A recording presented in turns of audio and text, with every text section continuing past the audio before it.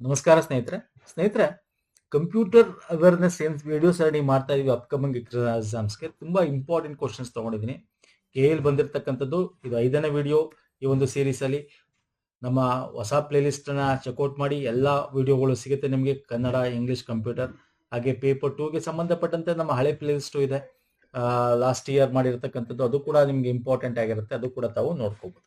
ಎಲ್ಲ ಲಿಂಕ್ ಇದೆ ವಿಡಿಯೋದ ಕೆಳಗೆ ಡಿಸ್ಕ್ರಿಪ್ಷನ್ ಬಾಕ್ಸ್ ಅಲ್ಲಿ ಕೊಡ್ತೀನಿ. ಆಲ್ರೆಡಿ ರೆಡಿ ಇದೆ, 100+ ವಿಡಿಯೋಸ್ ಇದೆ, ತಾವು ನೋಡಬಹುದು. ಅಪ್ಕಮಿಂಗ್ ಎಕ್ಸಾಮ್ಸ್ಗೆ ವೆರಿ ಇಂಪಾರ್ಟೆಂಟ್. ಅಂಡ್ ಇದು ಹೊಸ ಪ್ಲೇ ಲಿಸ್ಟ್ ಏನೋ KE ಪ್ಯಾಟರ್ನ್, KL ಬಂದಿರತಕ್ಕಂಥ ಕ್ವಶನ್ಸ್ ಗಳನ್ನ ಹೆಂಗ್ ಕೇಳಿದಾರೆ, ಯಾವ ತರ ಇದು ಅನಲೈಸ್ ಮಾಡ್ತಾ ಇದ್ದೀವಿ.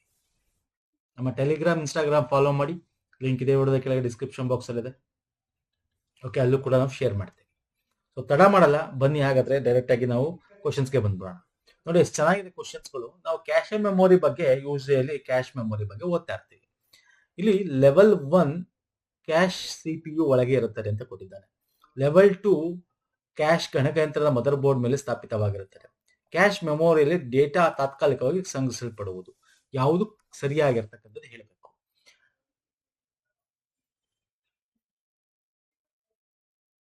ಹೇಳ್ತೀರಾ? ಎಸ್.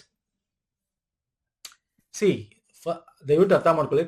ಕ್ಯಾಶ್ ಮೆಮೊರಿ ಅಥವಾ ಕ್ಯಾಶ್ ಮೆಮೊರಿ ಅಂತ ಏನ್ ಕರಿತೀವಿ, it is A fastest memory. Temporary memory ನಿಮ್ಗೆ ಗೊತ್ತೇ ಇದೆ. ಇದರ ಬಗ್ಗೆ ನಾವು ಪ್ರೀವಿಯಸ್ ವಿಡಿಯೋದೆಲ್ಲ ಹೇಳಿದೀವಿ, ನೀವು ನೋಡಿರ್ತೀರಾ. ಅಂಡ್ ಇದರಲ್ಲಿ 3 ಲೆವೆಲ್ 1, ಲೆವೆಲ್ 2, ಲೆವೆಲ್ 3 ಅಂತಿದೆ.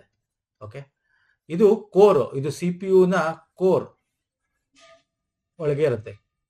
ಓಕೆ, ಇದು CPU ಇರುತ್ತೆ ಆನ್ ದ CPU ಅಂದ್ರೆ ಮದರ್ ಬೋರ್ಡ್. ಮದರ್ ಬೋರ್ಡ್ ಅಂದ್ರೆ ನಿಮ್ಗೆ ಗೊತ್ತೇ ಇರುತ್ತೆ. Mother board is on that we have installed equipments L1, L2 ಆಗಿರ್ಬೋದು, ಅಥವಾ ಯಾವುದೇ ಆದ ಕಂಟ್ರೋಲ್ಸ್ ಗಳಾಗಿರ್ಬೋದು, ಅಲ್ಲಿ ಇನ್ಸ್ಟಾಲ್ ಮಾಡಿರ್ತೀವಿ. ಸೊ ಇಲ್ಲಿ ನೋಡೋದಾದ್ರೆ ರಿಜಿಸ್ಟರ್ಸ್ ಆಗಿರ್ಬೋದು, ಕ್ಯಾಶ್ ಮೆಮೊರಿ ಆಗಿರ್ಬೋದು, ಇದು ನಿಮ್ಗೆ ಪ್ರೊಸೆಸರ್ ಒಳಗೆ ಬರುತ್ತೆ. ಓಕೆ, ಆದ್ರೆ L1, L1 is a core ಅಂತ ಕರಿತೀವಿ. Okay, so cache memory is a small and fast storage space with in a computer. It's holds duplicate data from commonly access location in the main memory. And ಇದರಲ್ಲಿ ನಾವು L1 is the fastest ಅಂತ ಕರಿತೀವಿ, L2 second fastest, L3 is third fastest. Okay, ಇದು ಕೂಡ ನಿಮಗೆ ಗೊತ್ತಿರಲಿ. And L3 is CPU ಒಳಗಿರಲ್ಲ, ಅದು it is on the, ಎಲ್ಲಿರುತ್ತೆ L3? ಹೇಳ್ತೀರಾ ಫಟಾಫಟ್ ಅಂತ? It is external to all individual cores on the CPU chip ಅಲ್ಲಿ ಇರುತ್ತೆ. ಓಕೆ, ಅರ್ಥ ಆಗ್ತಿದೆಯಲ್ಲ? So this is very important. ನೋಡಿ ಯಾವ ತರ ಕೇಳ್ತಾರೆ ಕ್ವಶನ್ಸ್ ಅಂತ. ಅಲ್ಲಿಗೆ ಯಾವ್ದು ಕರೆಕ್ಟ್ ಆನ್ಸರ್ ಆಗುತ್ತೆ? ABC is the right answer. ಅರ್ಥ ಆಗ್ತಿದೆಯಲ್ಲ? ಕ್ವಶನ್ಸ್ ಲೆವೆಲ್ಗಳು ನೋಡಿ ಹೆಂಗ್ ಕೇಳ್ತಾನೆ. 3 ಆಪ್ಷನ್ಸ್ ಇಲ್ಲಿ ಕರೆಕ್ಟ್. ಇದು ಕರೆಕ್ಟ್, ಇದು ಕರೆಕ್ಟ್, ಇದು ಕರೆಕ್ಟ್. ಫೈನ್. ನೆಕ್ಸ್ಟ್ ಬರ್ತಾರೆ. ಹೊಂದಿಸಿ ಬರೆಯಬೇಕು. SMPS, ಓಕೆ, CPU, SDD ಅಥವಾ SDD ಅಂಡ್ ಮದರ್ ಬೋರ್ಡ್.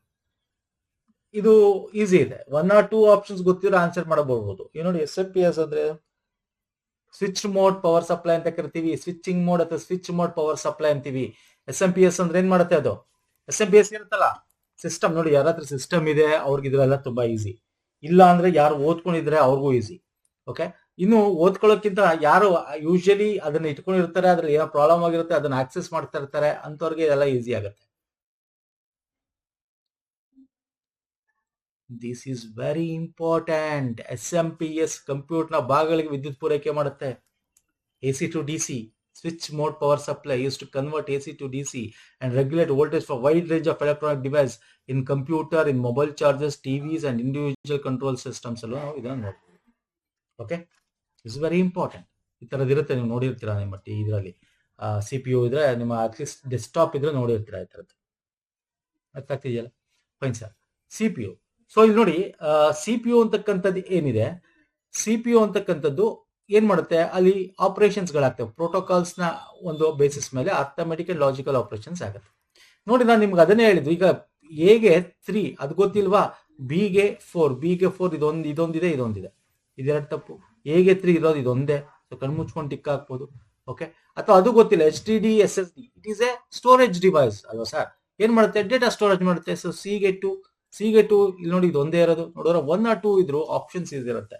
ನಾನು ಅದನ್ನೇ ಹೇಳೋದು ನಿಮಗೆ. KPSC KE ಅಲ್ಲಿ ಆಪ್ಷನ್ಸ್ ಗಳು ಈಸಿ ಇರ್ತವೆ ಸ್ನೇಹಿತರೆ. Okay, shall move to next question. ನೋಡಿ, ಮದರ್ ಬೋರ್ಡ್ ಅಂದ್ರೆ ಏನು? ಕಂಪ್ಯೂಟರ್ ಕಾಂಪೋನೆಂಟ್ಸ್ ಗಳು ಇದರ ಮೇಲೆ ಜೋಡಿಸಲಾಗುತ್ತೆ. ನಾನು ಈ ತರ ಹೇಳಿದೆ ಇದರಲ್ಲಿ. Okay, fine sir. ನೆಕ್ಸ್ಟ್ ಬರ್ತೇನೆ. ಕೆಳಗಿನವುಗಳಲ್ಲಿ ಯಾವುದು ಡೇಟಾ ಸ್ಕ್ಯಾನಿಂಗ್ ಉಪಕರಣವಲ್ಲ?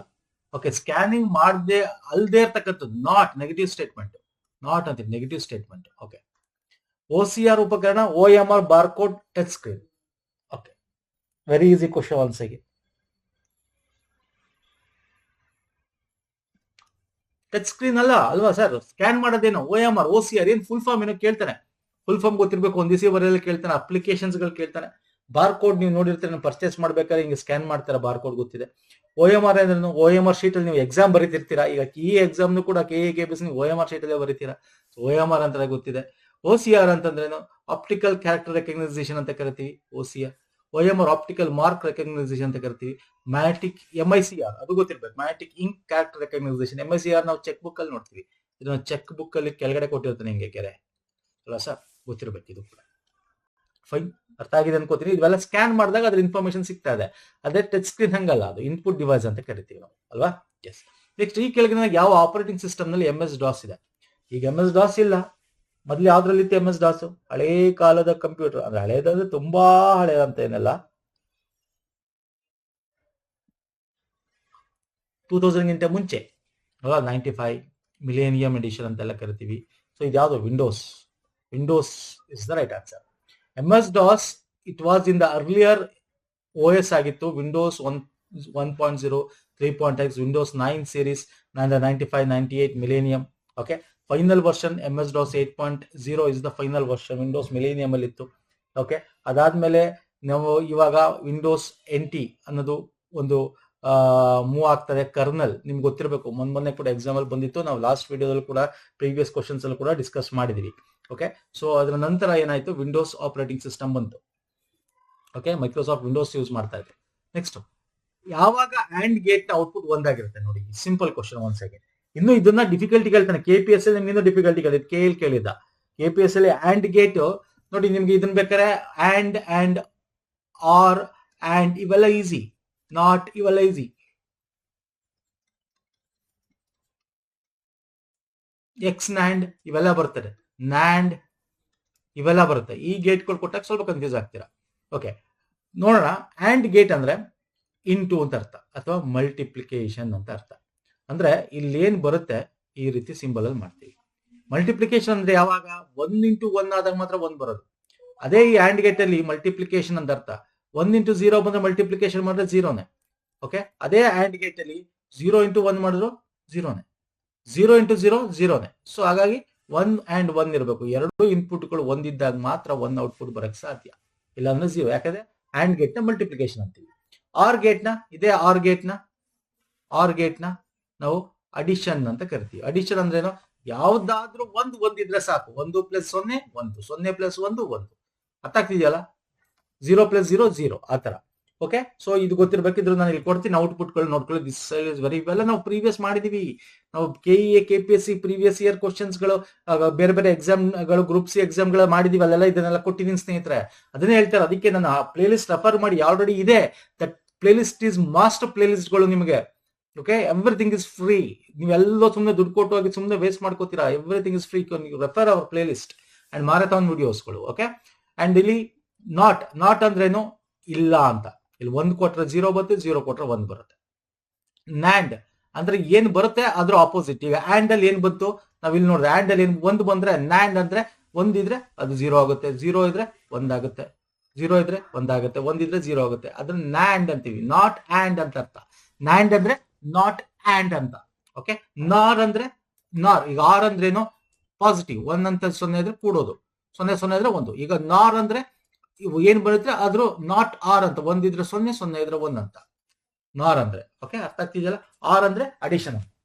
Any doubt?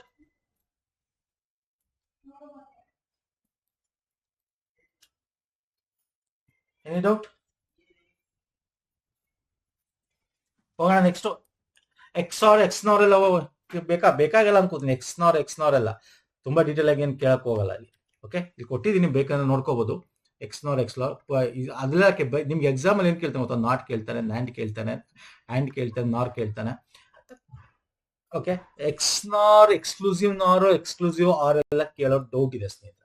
ಇದು ಕೊಟ್ಟಿದ್ದೀನಿ, ನೋಡ್ಕೊಳ್ಳಿ. ಓಕೆ, ಇದು ಪುನಃ ಇದೆಲ್ಲ ಡೀಟೇಲ್ ಹೇಳೋದು ಬೇಕಾದ್ರೆ ಇಲ್ಲ ಟ್ಯಾಬ್ಲರ್ ಕೊಟ್ಟಿ ನೀವು ನೋಡ್ಕೋಬಹುದು ಏನು ಅಂತ. ಎನ್ ಅಂದ್ರೆ ನಾಟ್ ಅಂತ ಅರ್ಥ. ಇಲ್ಲಿ ಬಂದಿರೋದನ್ನ ನಾಟ್ ಮಾಡಬೇಕು ಅಂದ್ರೆ ವಿರುದ್ಧ ಮಾಡಬೇಕು ಅಂತ. ಆಗಿದೆಯಲ್ಲ. ನೆಕ್ಸ್ಟ್ ಬರ್ತದೆ, ಕೆಳಗಿನವುಗಳಲ್ಲಿ ಯಾವುದು ವೇಗವಾದ ಮತ್ತು ಸ್ಪಷ್ಟವಾದ ಕಮ್ಯುನಿಕೇಶನ್ ವಿಧ? Simple question. ಒನ್ಸ್ ಅಗೇನ್, ಯಾವ್ದು ಕಮ್ಯುನಿಕೇಶನ್ ಅಲ್ಲಿ ಕರೆಕ್ಟ್? ಇಮೇಲ್ ಕಳ್ಸೋದಾ? ಇಮೇಲ್ ಕಳಿಸ್ತೀವಿ ನಾವು, ಆಯ್ತಾ? ಅವ್ರೇನ್ ಮಾಡ್ತಾರೆ, ಅದನ್ನ ಇಮೇಲ್ ನಾವೇನೋ ಕಳಿಸಿದ್ರೆ ಅವ್ರೇನೋ ಅರ್ಥ ಮಾಡ್ಕೋತಾರೆ. ಸೊ ಅದು ಸ್ಪಷ್ಟವಾದ ಕಮ್ಯುನಿಕೇಶನ್ ಅಲ್ಲ. Okay, next notice board. Notice board ಅಲ್ಲಿ ನೋಟಿಸ್ ಅನ್ಸ್ತಾರೆ ಅಲ್ವಾ? ಏಕೆನ್ ಓದಕ್ ಬರೋರು ಸರಿ. ಈಗ ನಿಮ್ಗೆ ಸ್ಪಷ್ಟವಾದ ಕಮ್ಯುನಿಕೇಶನ್ ಅಂದ್ರೆ ಪ್ರತಿಯೊಬ್ಬರಿಗೂ ಅರ್ಥ ಆಗೋದು, ಯಾವ ರೀತಿ ಮಾಡಿದ್ರೆ ಅರ್ಥ ಆಗುತ್ತೆ ಅಂತ. ಓಕೆ, ಈಗ ನಾನು ನಿಮಗೆ ಲೆಟರ್ ಕೊಡೋದ್ರಿಂದ ಅರ್ಥ ಆಗುತ್ತೆ, ಅದ್ರಲ್ಲಿ ಲೆಟರ್ ತರ ಬರ್ದಿದ್ದೆ, ಅಫಿಷಿಯಲ್ ಲೆಟರ್ ಇದೆಲ್ಲ ಬರೀತೀವಲ್ವಾ, ಆ ತರ. ನೋಟಿಸ್ ಬೋರ್ಡ್ ಅಲ್ಲಿ ಹಾಕ್ತಿವಾ, ನೋಟಿಸ್ ಬೋರ್ಡ್ ಅಲ್ಲಿ ಏನಾಗುತ್ತೆ, ಅದು ಕೂಡ ಅಷ್ಟೇ. ನೋಟಿಸ್ ಬೋರ್ಡ್ ಅಲ್ಲಿ ಇರೋದನ್ನ ಎಲ್ಲಾನು ಅರ್ಥ ಮಾಡ್ಕೋತಾರಾ? ಇಲ್ಲ. ಅದೇ ಡೈರೆಕ್ಟ್ ಆಗಿ ನಿಂಗೆ ಫೇಸ್ ಟು ಫೇಸ್ ಮಾತಾಡಿದ್ರೆ ದಟ್ ಈಸ್ ಸ್ಪಷ್ಟವಾದ ಕಮ್ಯುನಿಕೇಶನ್ ಅಲ್ವಾ? ಏನಿದೆ ಫೇಸ್ ಟು ಫೇಸ್ ಕ್ಲಿಯರ್ ಮಾಡಬೇಕು ಅಲ್ಲ. ಮೆಸೇಜ್ ಮಾಡೋದು ಇನ್ನು ಅದು ಈಗ ಬಾಯ್ ಫ್ರೆಂಡ್ ಗರ್ಲ್ ಫ್ರೆಂಡ್ ಎಲ್ಲ ಮಾಡ್ಕೋತಾರೆ, ಮೆಸೇಜ್ ಮಾಡ್ಕೊಂಡು ಅದೇ ಫೇಸ್ ಟು ಫೇಸ್ ಕುತ್ಕೊಂಡು ಮಾತಾಡಿ ಎಲ್ಲ ಕ್ಲಿಯರ್ ಆಗುತ್ತೆ. ಗಂಡ ಹೆಂಡ್ತಿರು ಫೇಸ್ ಟು ಫೇಸ್ ಕ್ಲಿಯರ್ ಮುತ್ಕೊಂಡು ಮಾತಾಡಿ ಎಲ್ಲ ಕ್ಲಿಯರ್ ಆಗುತ್ತೆ ಅಲ್ವಾ? ಮೆಸೇಜ್ ಅಲ್ಲಿ ಮಾಡೋದು, ಅಲ್ಲೇನೋ ಬರ್ದು ಅನ್ಸ್ಬಿಟ್ಟು ಹೋಗೋದು, ಸೊ ಇಟ್ ಈಸ್ ನಾಟ್ ಸ್ಪಷ್ಟವಾದ ಕಮ್ಯುನಿಕೇಶನ್ ಅಲ್ಲ. ಸ್ಪಷ್ಟವಾಗಿ ಮೌಖಿಕ ಸಂಭಾಷಣೆ ಮಾಡುವಾಗ ಈ ಕೆಳಗಿನ ಯಾವುದನ್ನು ಬಳಸಬೇಕು? ಅಗೇನ್ ಒನ್ಸ್ ಅಗೇನ್, ಮೌಖಿಕ ಅಂದ್ರೆ ವರ್ಬಲಿ ಮಾತಾಡ್ಬೇಕಾರೆ ಕಷ್ಟದರ ಮಾತಾಡಬಾರ್ದು. ನಾರ್ಮಲ್ ಒಂದು ಪದಗಳನ್ನ ಯೂಸ್ ಮಾಡೋದು ಸರಿ, ಕಷ್ಟದ ಪದಗಳು ಯೂಸ್ ಮಾಡೋದು ತಪ್ಪಾಗುತ್ತೆ. ಅಗೇನ್ ಸರಳ ಪದಗಳು ಇಸ್ ದ ರೈಟ್ ಆನ್ಸರ್.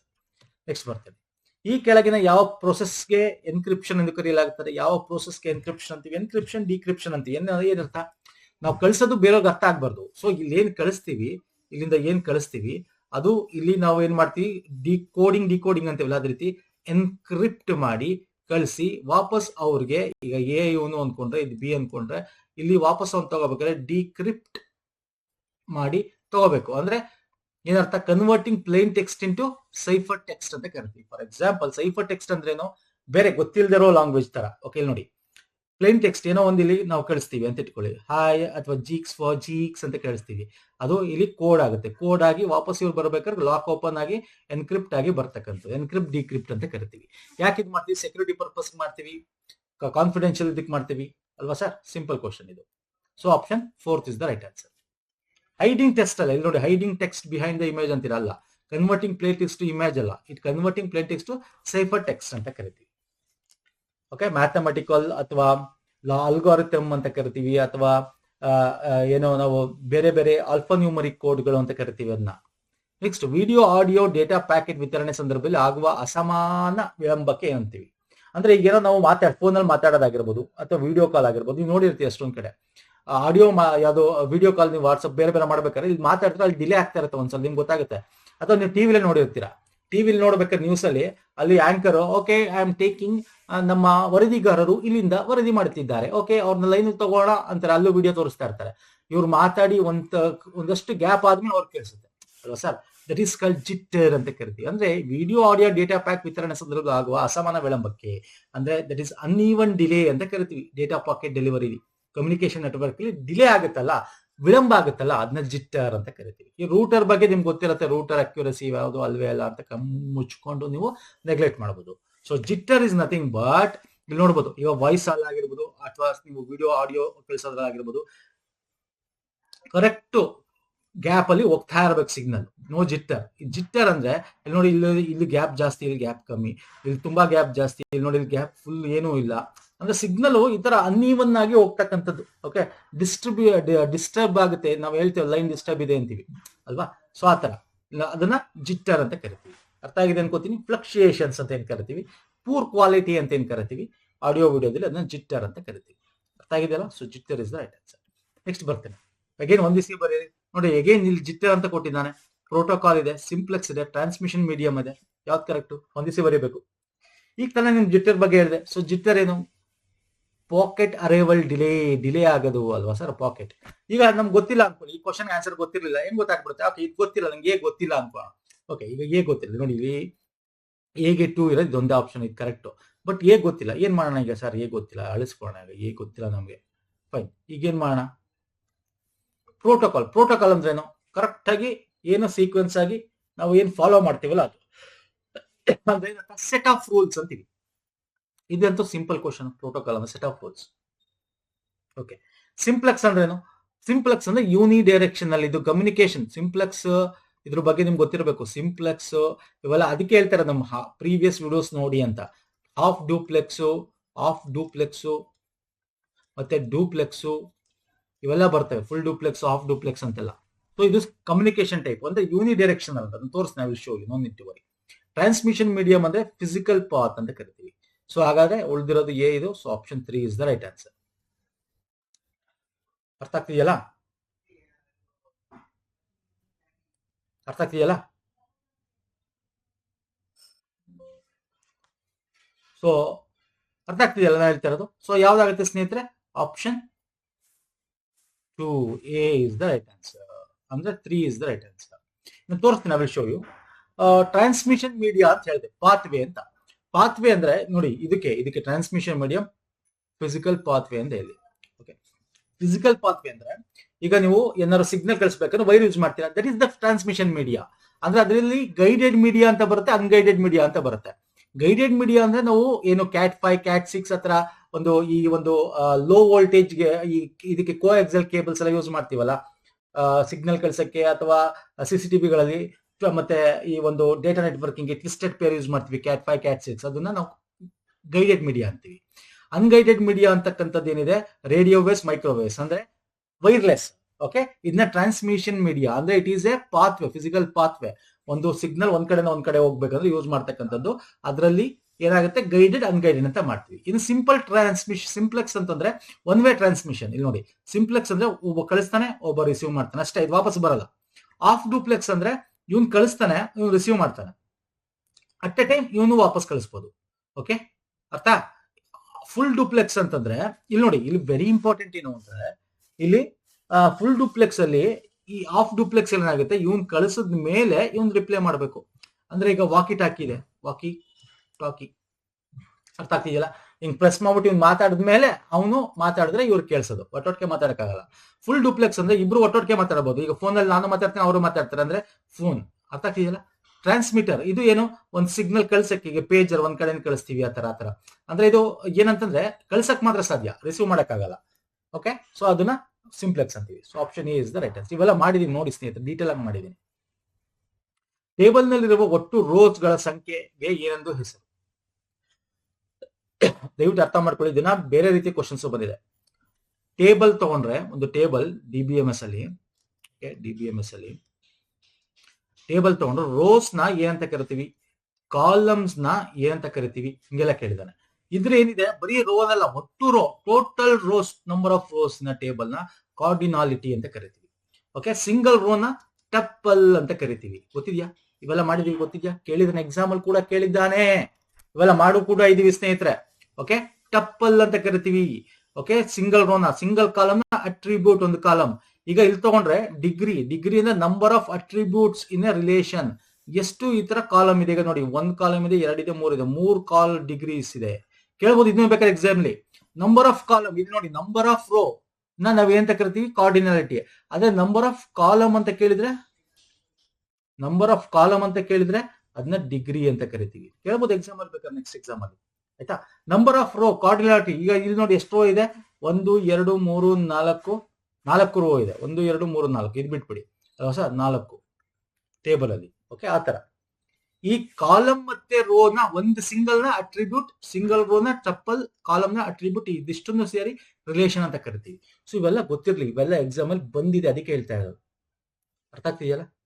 ಚಲೋ ಮುಟ್ಟು ನೆಕ್ಸ್ಟ್ ಕ್ವಶನ್ ಬನ್ನಿ. ಎರಡು ಎಂಟಿಟಿಗಳನ್ನು, ಸಂಬಂಧಗಳನ್ನು ಎಂದು ಕರೀತಾರೆ. ಓಕೆ, ಎರಡು ಅಂದ್ರೆ ಫಾರ್ ಎಕ್ಸಾಂಪಲ್ ಸ್ಟೂಡೆಂಟ್ ಒಂದು ಕೋರ್ಸ್ಗೆ ಎನ್ರೋಲ್ ಮಾಡ್ದ, ಈ ಸಂಬಂಧ ಇದೆಯಲ್ಲ ಅದನ್ನ ಎಂತ ಕರಿತೀವಿ, ಬೈನರಿ ಅಂತ ಕರಿತೀವಿ. ಇಲ್ಲಿ ಏನಿದೆ, ಎರಡು ಎಂಟಿಟಿ ಅಂತಿದೆ, ಎರಡು ಅಂದ ತಕ್ಷಣ by two binary is right. ಅರ್ಥ ಮಾಡ್ಕೊಳ್ಳಿ, ದಯವಿಟ್ಟು ಅರ್ಥ ಮಾಡ್ಕೊಳ್ಳಿ, ಕ್ವಶನ್ ಅಲ್ಲಿ ಆನ್ಸರ್ ಇದೆ. ಗೊತ್ತಿಲ್ಲ ಅಂದ್ರೆ ಸ್ವಲ್ಪ ಕಾಮನ್ ಸೆನ್ಸ್ ಯೂಸ್ ಮಾಡೋಣ ಸ್ನೇಹಿತರೆ. ಓಕೆ, ಯೂನರಿ, ಟರ್ನರಿ ಅದು ಗೊತ್ತಿರಬೇಕು, ಅದು ಹೇಳ್ತೀನಿ. Binary is A relation involving exactly 2 entities. Okay, ಅಂದ್ರೆ ಈಗ ಸ್ಟೂಡೆಂಟ್ ಇವನ್ ಬೇರೆ, ಇದು ಬೇರೆ, ಕೋರ್ಸ್ ಬೇರೆ, ಸ್ಟೂಡೆಂಟ್ ಬೇರೆ, ಕೋರ್ಸ್ ಬೇರೆ ಅಲ್ವಾ. ಅವನು ಒಂದು ಎನ್ರೋಲ್ ಹೋದ, ಇದು 2 ಬೈನರಿ. ಯೂನರಿ ಅಂತಕ್ಕಂಥದ್ದು ಏನಿದೆ, ಒಂದು ಅಂದ್ರೆ ಒಬ್ಬ ಪರ್ಸನ್ ಇನ್ನೊಬ್ಬನ ಮ್ಯಾರಿಡ್ ಆಗೋದು, ಅಂದ್ರೆ ಇಲ್ಲಿ ಇಬ್ರು ಪರ್ಸನ್ಸ್ ಒಬ್ರಿಗೊಬ್ರು ಮ್ಯಾರಿಡ್ ಆಗ್ತಾರೆ, ಎರಡು ಒಂದೇ ಸೇಮ್ ಎಂಟಿಟಿ. ಇಲ್ಲಿ it is not different, relation ಇದೆ, ರಿಲೇಶನ್ಶಿಪ್ ಇದೆ, ಬಟ್ ಇಲ್ಲಿ ಸ್ಟೂಡೆಂಟ್ ಬೇರೆ, ಕೋರ್ಸ್ ಅನ್ನೋದು ಬೇರೆ. ಇದು 2 ಎಂಟಿಟಿ. ಇಲ್ಲಿ ಇಬ್ರು ಪರ್ಸನ್ ಅನ್ನೋದು, ಇಬ್ರು ಪರ್ಸನ್ ತಾನೆ, ಒಂದೇ ತಾನೆ ಎಂಟಿಟಿ ಅದು. ಅಂದ್ರೆ ಪರ್ಸನ್ ಅಂತಕ್ಕಂಥ ಒಂದೇ ತಾನೆ, ಇಲ್ಲೂ ಪರ್ಸನ್ ಅಲ್ಲೂ ಪರ್ಸನ್ ಸೇಮ್, ಆದ್ರೆ ಇಲ್ಲಿ ಸೇಮ್ ಇಲ್ಲ, ಸ್ಟೂಡೆಂಟ್ ಮತ್ತೆ ಕೋರ್ಸ್. ಸೊ ಯೂನರಿ ಅಂತೀವಿ. ಅದೇ ರೀತಿ ಟರ್ನರಿ ಅಂದ್ರೆ 3 ಜನ ಇದ್ರೆ, ಆಯ್ತಾ. 3 ಡಿಫ್ರೆಂಟ್ ಎಂಟಿಟಿ ಇದ್ರೆ ಅರ್ಥ ಆಗ್ತಿದೆಯಲ್ಲ ನಾನು ಹೇಳ್ತಾ ಇರೋದು. ಸೊ ಎಕ್ಸಾಮ್ ಅಲ್ಲಿ ಕೇಳ್ತಾನೆ ಇವೆಲ್ಲ, ನಾನು ಪದೇ ಪದೇ ಹೇಳ್ತಾ ಇದೀನಿ. ನಿಮ್ಗೆ ಇದನ್ನ ಕೇಳಿದ್ದಾನೆ ಅಂತ ತಕ್ಷಣ ನೆಕ್ಸ್ಟ್ ಯೂನರಿ ಅಂದ್ರೆ ಕೇಳ್ಬೋದು, ಟರ್ನರಿ ಅಂದ್ರೆ ಏನೋ ಕೇಳ್ಬೋದು. ಎನ್ ರಿಲೇಷನ್ ಅಂದ್ರೆ 2 ಗಿಂತ ಹೆಚ್ಚಿದ್ರೆ, ಮೋರ್ ದನ್ 2 ಇದ್ರೆ ಎನ್ನರಿ ರಿಲೇಶನ್ಶಿಪ್ ಅಂತ ಕರಿತೀವಿ. ಓಕೆ, ಎನ್ನರಿ ರಿಲೇಶನ್ಶಿಪ್ ಅಂತ ಕೂಡ ಇದೆ, ದಯವಿಟ್ಟು ಅರ್ಥ ಮಾಡ್ಕೊಳ್ಳಿ. ಓಕೆ, ಇಲ್ಲೇನಿದೆ, 2 ಅಂದ ತಕ್ಷಣ by 2 binary is the right answer. Fine sir, next ಬರ್ತೀನಿ. ಸಾಫ್ಟ್ವೇರ್ ಕೋಡ್ ನಲ್ಲಿ ತಪ್ಪು ಕಂಡುಹಿಡಿಯುವಿಕೆಯನ್ನು ಡ್ಯಾಶ್ ಎಂದು ಕರೆಯುತ್ತಾರೆ. Dash is the process of finding errors in software code. Very easy question sir, very easy question. Okay, ಇಲ್ಲಿ ನೋಡ್ತಾ ಹೋಗೋದು ತಪ್ಪು ಸಾಫ್ಟ್ವೇರ್ ಕೋಡ್ ಅಲ್ಲಿ ಹ್ಯಾಕಿಂಗ್ ಅಲ್ಲ, ಟೆಸ್ಟ್ ಮಾಡೋದು ಏನ್ ತಪ್ಪಿದೆ ನೋಡಿ. ಟೆಸ್ಟಿಂಗ್ ಅಂತಾನೂ ಇದೆ, ಟೆಸ್ಟಿಂಗ್ ಅಂತ ಆಗಿದ್ರೆ ತಪ್ಪಾಗುತ್ತೆ. ಇಟ್ ಇಸ್ ಎ ಡಿಬಗ್ಗಿಂಗ್ ಅಂತೀವಿ. Debugging is the process of finding error in software. ಯಾವ್ದು ಸರ್? ಡಿಬಗ್ಗಿಂಗ್. ಓಕೆ, ಇನ್ನು ಕಂಪೈಲಿಂಗ್ ಅಂದ್ರೆ ಏನು, ನಿಮಗೆ ಅಸೆಂಬ್ಲರ್ ಏನು, ಇವೆಲ್ಲ ನಾವು ಮಾಡಿದೀವಿ, ನಿಮ್ಗೆ ಗೊತ್ತಿದೆ. ಇದು ನಾನು ಹೇಳೋದು ನೆಸಿಟಿ ಇಲ್ಲ. ಇದು ಬೇಸಿಕ್ಸ್ ಆಫ್ ದ ಕಂಪ್ಯೂಟರ್ಸ್. ಇದನ್ನು ನಿಮಗೆ ಕಂಪ್ಯೂಟರ್ ಪ್ರಿಪೇರ್ ಆಗ್ತಿಕ್ಕೆ ಅಂದ್ರೆ ಇದು ಗೊತ್ತಿರಬೇಕು. ಗೊತ್ತಿಲ್ಲ ಅಂದ್ರೆ ಪ್ಲೇಲಿಸ್ಟ್ ನೋಡಿ. ಕಂಪೈಲರ್ ಅಂದ್ರೆ ಇಷ್ಟೇ simple, high level language, low level compile ಮಾಡುತ್ತೆ, ಕನ್ವರ್ಟ್ ಮಾಡುತ್ತೆ. ಸೊ ಅಸೆಂಬ್ಲರ್ ಸೋರ್ಸ್ ಲ್ಯಾಂಗ್ವೇಜ್, ಅಸೆಂಬ್ಲಿಯಿಂದ ಮೆಷಿನ್ ಕೋಡ್ ಲ್ಯಾಂಗ್ವೇಜ್ ಮಾಡ್ತಕ್ಕಂಥ ಅಸೆಂಬ್ಲರ್ ಅಂತೀವಿ ಅಷ್ಟೇ. ಓಕೆ, ಒಂದಿಷ್ಟು ಡಿಸ್ಕಸ್ ಮಾಡಿದೀನಿ. ಇಷ್ಟ ಆಗಿದೆ ಅನ್ಕೊಂಡು, ಇಷ್ಟ ಆಗಿದ್ರೆ ಲೈಕ್ ಮಾಡಿ, ಶೇರ್ ಮಾಡಿ, ಸಬ್ಸ್ಕ್ರೈಬ್ ಮಾಡ್ಕೊಳ್ಳಿ ಸ್ನೇಹಿತರೆ. ಇದೇ ರೀತಿ ವಿಡಿಯೋಗಳನ್ನ ತರ್ತೀನಿ. ಪ್ಲೇಲಿಸ್ಟ್ ಲಿಂಕ್ ಕೊಟ್ಟಿರ್ತೀನಿ ನೋಡಿ. ಈ ಹೊಸ ಪ್ಲೇಲಿಸ್ಟ್ ಲಿಂಕು, ಹೊಸ ಹಳೆಯದು ಕೂಡ ಕೊಟ್ಟಿರ್ತೀನಿ. ನಮ್ಮ ಟೆಲಿಗ್ರಾಮ್, ಇನ್ಸ್ಟಾಗ್ರಾಮ್ ಫಾಲೋ ಮಾಡಿಲ್ಲ ಅಂತಂದ್ರೆ ಲಿಂಕ್ ಡಿಸ್ಕ್ರಿಪ್ಷನ್ ಬಾಕ್ಸ್ ಇದೆ. ನೆಕ್ಸ್ಟ್ ವಿಡಿಯೋದಲ್ಲಿ ಪುನಃ ಸಿಗ್ತೀನಿ. ನಮಸ್ಕಾರ, ಧನ್ಯವಾದಗಳು.